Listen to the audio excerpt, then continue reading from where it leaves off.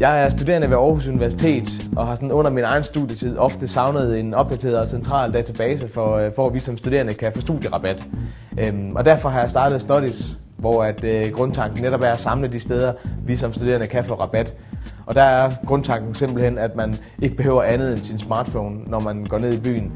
Ideen til det kommer fra mit eget studie også, hvor vi bruger vores plastikstudiekort, til at komme ind på skolen og til at printe og til forskellige andre ting.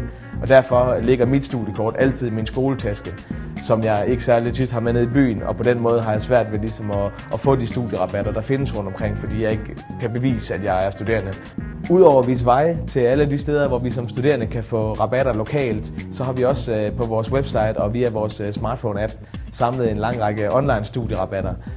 Og det har vi kunne gøre, fordi at vi kan garantere de virksomheder, som tilbyder de her rabatter, at rabatterne kun bliver tilgængelige for reelle verificerede studerende.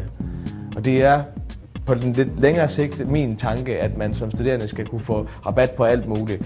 Lige fra banker til forsikring til dagligvareindkøb, restaurantbesøg, alt hvad vi kan finde på. Det overordnede formål med Studies er at give studerende i Danmark et bedre studieliv. Grundtanken i konceptet er fra studerende til studerende, og derfor vil vi også støtte og sponsere og selv afholde forskellige studierelaterede events, som på den ene eller den anden måde ligesom kan give studerende et bedre studieliv. Vi tror, det er ekstremt vigtigt hele tiden at være i kontakt med vores medstuderende, for på den måde ligesom at kunne give de studerende, hvad de har lyst til og hvad de har brug for. Derfor har vi også tænkt os at tilbyde forskellige studierelaterede jobs, praktikpladser osv., så det ligesom kommer fra de studerende selv, både i forhold til, hvad det er, vi skal lede efter for rabatter, men også i forhold til events osv.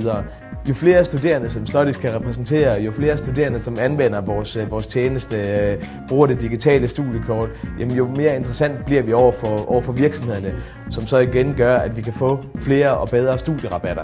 Så derfor er vi også meget afhængige af, at de studerende ligesom selv deler det med hinanden og deres venner og bruger vores Facebook-side til ligesom også på den måde fortælle os, hvad det er, de har brug for, så vi igen kan arbejde for de ting, som egentlig gør, at vores medstuderende kan få et bedre studieliv. Jeg håber, du vil finde Studies og vores tjeneste interessant, og hvis du har noget som helst spørgsmål eller nogen ting, så tag endelig kontakt til os.